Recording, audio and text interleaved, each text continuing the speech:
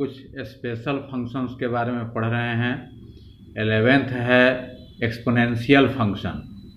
The function f from r to r defined by fx is equal to a to the power x, a greater than 0, a not equal to 1 is called exponential function.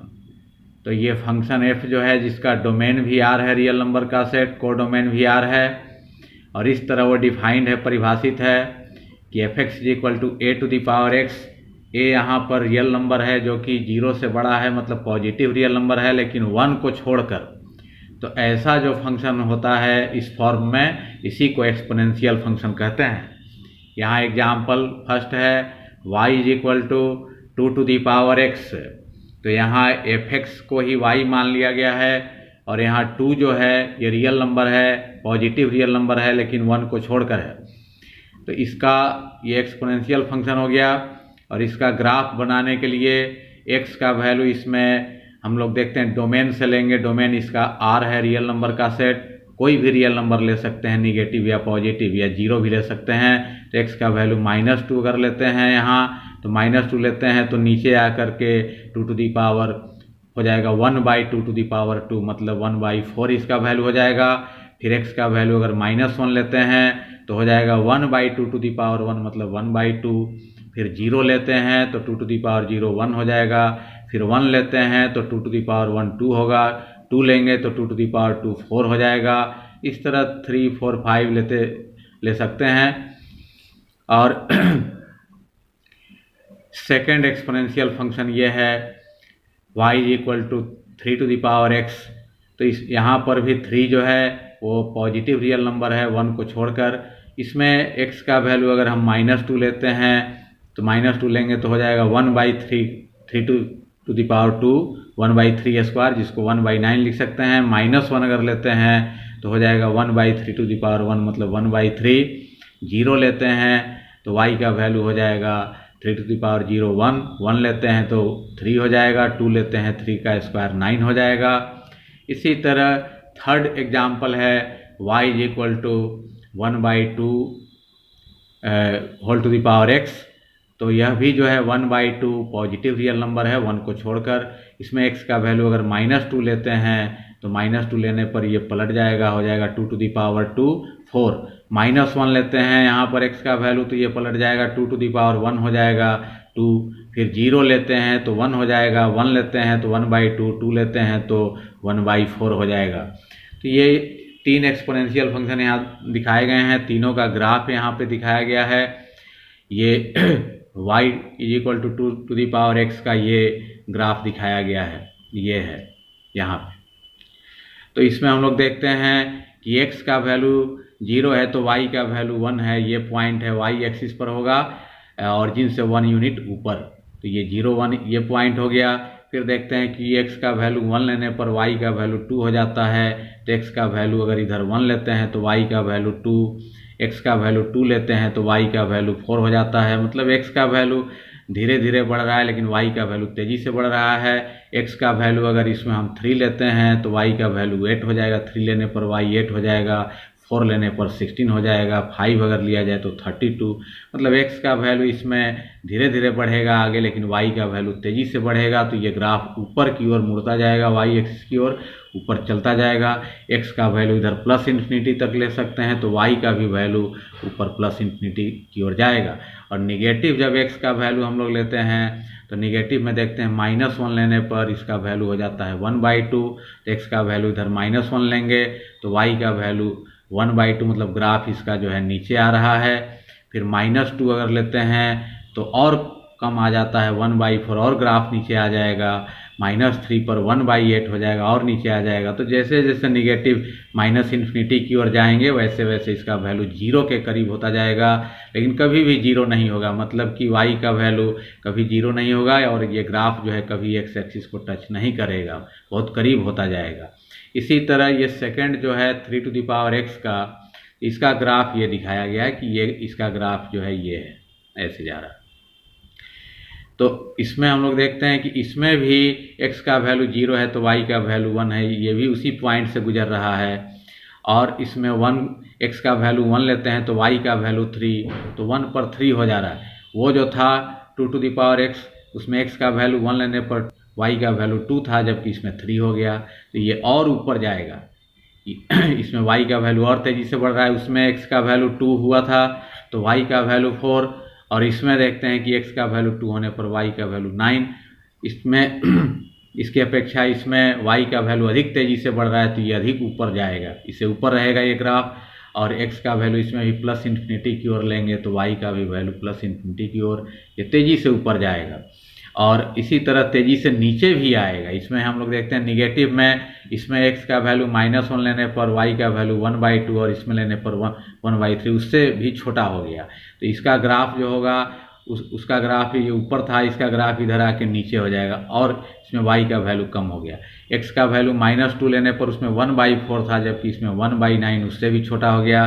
तो इसका graph ऊपर ऊपर रहेगा, इसका graph नीचे नीचे रहेगा। और इसमें भी हम लोग देखते हैं कि x का वैल्यू -इन्फिनिटी की ओर लेते जाएँ तो इसका भी वैल्यू जो है 0 के करीब होता जाएगा, लेकिन कभी 0 नहीं होगा, ये कभी x एक्सिस को टच नहीं करेगा। और इन दोनों ग्राफ के बीच में ये ग्राफ दिखाया गया है y e⁻x, क्योंकि e का वैल्यू लगभग 2.71, 2 और 3 के बीच होता है, तो इसका ग्राफ भी इसके बीच में होगा। और ये थर्ड ग्राफ जो है दिखाया गया है, इसका ग्राफ ये है y = 1/2 का। इसमें भी हम लोग देखते हैं x का वैल्यू 0 है तो y का वैल्यू 1, इसमें भी ये पॉइंट है, इसी पॉइंट से ये सब ग्राफ यहाँ से गुजर रहे हैं, इसी पॉइंट से। इसके बाद x का वैल्यू 1 लेते हैं तो y का वैल्यू 1/2, मतलब 1 से कम हो जाता है, ग्राफ नीचे आएगा। 2 लेने पर y का वैल्यू 1/4, तो x का वैल्यू 2 लेने पर y का वैल्यू 1/4 और y का वैल्यू कम हो गया, ग्राफ नीचे आएगा। 3 लेंगे तो 1/8 और नीचे आ जाएगा, 4 लेंगे 1/16 और नीचे आएगा। जैसे जैसे x का वैल्यू इन्फिनिटी की ओर बढ़ेगा वैसे वैसे y का वैल्यू 0 के करीब होता जाएगा, लेकिन कभी 0 नहीं होगा, कभी x एक्सिस को टच नहीं करेगा। और इधर हम लोग देखते हैं कि x का वैल्यू जब निगेटिव लेते हैं तब इसका वैल्यू बढ़ रहा है। -1 लेने पर y का वैल्यू 2 हो गया, -1 पर 2 हो जा रहा है, -2 पर 4 हो जा रहा है, -2 पर और ऊपर चला जाएगा 4, -3 पर 8 हो जाएगा, -4 पर 16 बहुत ऊपर चला जाएगा। तो ये तेज़ी से ऊपर जाएगा ये ग्राफ। तो ये x का वैल्यू धीरे धीरे घटेगा, लेकिन y का वैल्यू तेज़ी से ऊपर प्लस इन्फिनिटी की ओर इसमें बढ़ता जाएगा। तो ये ग्राफ इसका हो गया। ये फोर्थ एग्जाम्पल है y e⁻x। e⁻x का एक्सपेंशन होता है 1 + x + x² 2 + x³ 3 प्लस हो जाएगा x⁴ 4 x⁵ 5 इस तरह इन्फिनिटी तक इसका एक्सपेंशन होता है। This is called natural exponential function. इसको नेचुरल एक्सपोनेंशियल फंक्शन कहा जाता है। और इसमें e का वैल्यू निकालने के लिए यहाँ x का वैल्यू 1 रख देंगे तो e⁻1 e हो जाएगा। तो यहाँ जब x का वैल्यू 1 तो यहाँ भी x का वैल्यू 1, यहाँ भी x का वैल्यू 1 का स्क्वायर 1 ही होगा, यहाँ भी x का वैल्यू 1 रखेंगे 1 का क्यूब 1 ही होगा। तो 1/3, इसी तरह 1/4 प्लस 1/5 इन्फिनिटी तक इसका वैल्यू ये होगा। अब सबको ऐड कर दिया जाए। फैक्टोरियल 2 का मतलब हुआ 2 × 1 2 हो जाएगा। फैक्टोरियल 3 का मतलब हुआ 3 × 2 × 1 6 इसका वैल्यू होगा। 1/4 का वैल्यू 4 फैक्टोरियल 4 मतलब हो जाएगा 4 × 3 × 2 × 1। तो इस तरीके से ये सब अगर ऐड किया जाए तो इसका वैल्यू 2.71 अप्रॉक्सीमेट होता है। 2.71 लगभग इसका वैल्यू आता है। और ई जो है इरेशनल नंबर है तो अप्रॉक्स इसका वैल्यू इतना होता है। और हम लोग देख चुके हैं कि इस नेचुरल एक्सपोनेंशियल फंक्शन का ग्राफ जो होता है ये 2⁻x और 3⁻x के बीच में होता है, क्योंकि ई का जो वैल्यू है 2.71 वो 2 और 3 के बीच में इसका वैल्यू है। तो एक ग्राफ भी इसका इन दोनों ग्राफ के बीच में होता है, ऐसा ग्राफ होता है। और ये पहले हम लोग देख चुके हैं कि 1/2 का ये ग्राफ हो गया। और ये जितने एक्सपोनेंशियल फंक्शन दिखाए गए हैं इन सबका देखा जाए तो डोमेन जो है, डोमेन होता है x के वैल्यू का सेट। तो x का वैल्यू जो है इधर प्लस इन्फिनिटी से लेकर इधर माइनस इन्फिनिटी तक सब x का वैल्यू होगा।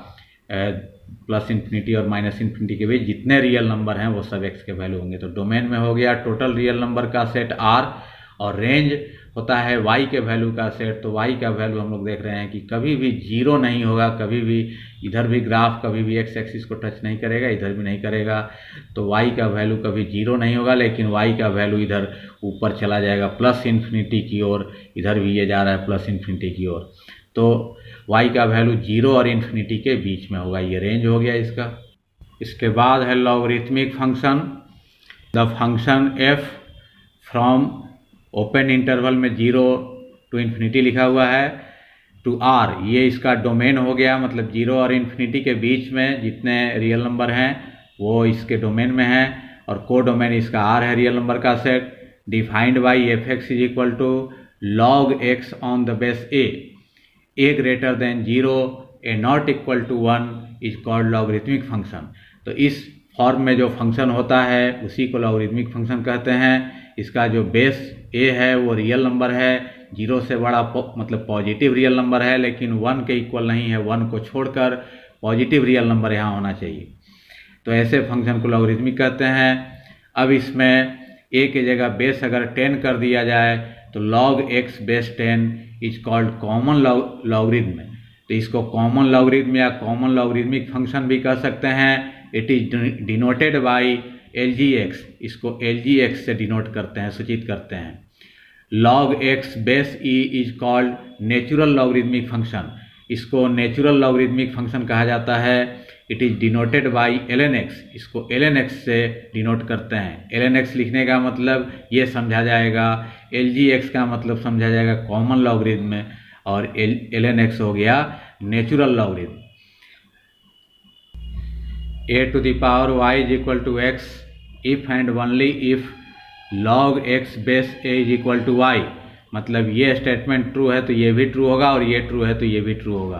तो ये जो है एक्सपोनेंशियल फंक्शन है, और इसमें देखते हैं कि y का इमेज x बन रहा है, तो उसी का ये इन्वर्स फंक्शन है लॉगरिथमिक फंक्शन, जिसमें x का इमेज y बन रहा है। इसमें y का इमेज x और इसमें x का इमेज y। तो इसी को लिखने का ये नया तरीका है, ये दोनों एक दूसरे के इन्वर्स फंक्शन हैं। एग्जाम्पल यहाँ देखते हैं कि 2 to the power 3 को 8 लिख सकते हैं, तो इसको लॉगरिथमिक फंक्शन में लॉगरिथमिक फॉर्म में लिख सकते हैं ऐसे, log 8 base 2 is equal to 3। जो यहाँ पर पावर के लिए बेस 2 है वहीं log के लिए बेस रह गया, और 8 इधर आ गया, 3 उधर चला गया। फिर देखते हैं कि तो पावर से ही log बनता है, फिर 2 to the power 0 is equal to 1 होता है। तो इसको लॉग फॉर्म में अगर लिखना हो, लॉगरिथम को ही संक्षेप में लॉग कहा जाता है।